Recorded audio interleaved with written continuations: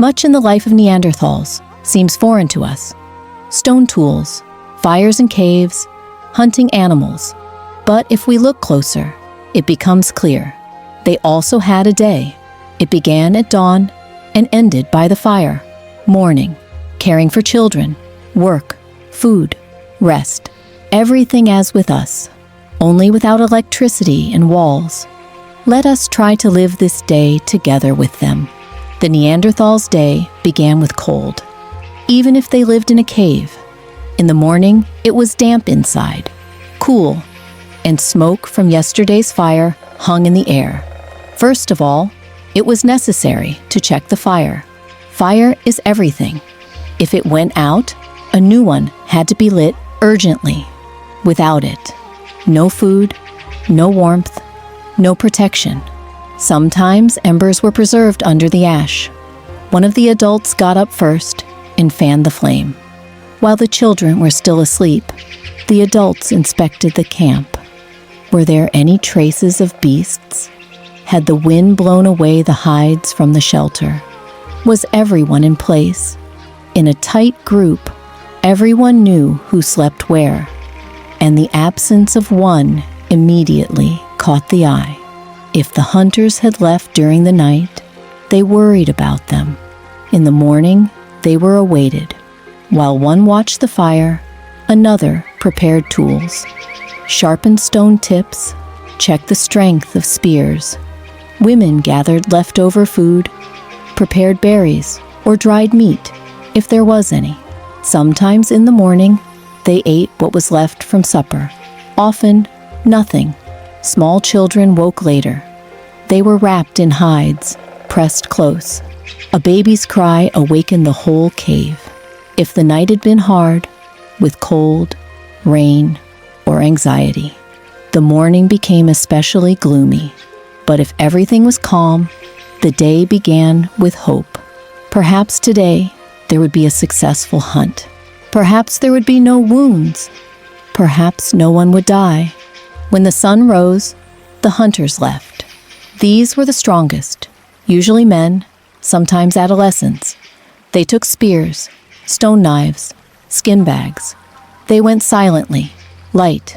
They could walk for hours, sometimes the whole day. Hunting required patience. Track the herd, sneak up, choose the moment, strike accurately. One miss, and the beast goes away, or attacks. While some hunted, others stayed in the camp. Women and children went to gather roots, berries, nuts. They knew where and when something grew. They could notice a bird's nest, catch a lizard, dig up an edible tuber. Sometimes an adolescent with a spear went with them in case of danger. There were failures. Animals did not come. Berries rotted. They returned with nothing. And if someone received a wound, it was serious. A bite, a cut, a dislocation. Without doctors and medicines, even a trifle could become life-threatening. Sometimes, hunting turned into flight.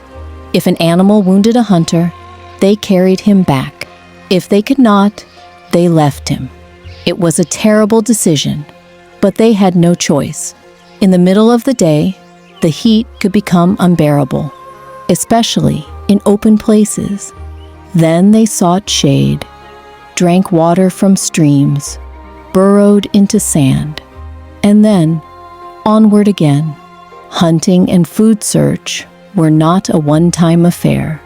It was every day, because every day they wanted to eat. If the hunters returned with prey, the whole group revived. Even children felt the smell of blood and smoke, and that meant today there would be meat. The carcass was laid beside the fire. The men began to butcher it with sharp stone tools, precisely and knowledgeably. Meat, fat, entrails, marrow from bones, everything was used. But before eating, the prey was divided. Someone cut, someone distributed. Most often the hunters ate first, those who had risked their lives. Then, women with infants, then the rest. The elderly could receive soft meat or already chewed food. Not one piece was thrown away. If the hunt was unsuccessful, they ate stores, dried meat, remaining roots, berries, if there were any. Sometimes, nothing. Then they had to chew bark, gnaw old bones, simply drink water to dull hunger. There were days when only the children ate. Adults waited for the next hunt. They ate with their hands. A layout of stones by the fire served as a kind of table. Sometimes meat was roasted on coals, sometimes eaten raw. Food was divided quickly, so as not to attract predators. Someone always kept watch. After eating, the remains were removed, bones stacked separately. Meat was dried, if any remained, but more often, none remained. In the group, they ate everything, because no one knew if there would be food tomorrow. When the sun inclined toward sunset, the hunters returned. If with prey, the camp came alive. If empty-handed, it became quiet. Women met the men at the cave entrance or by the fire.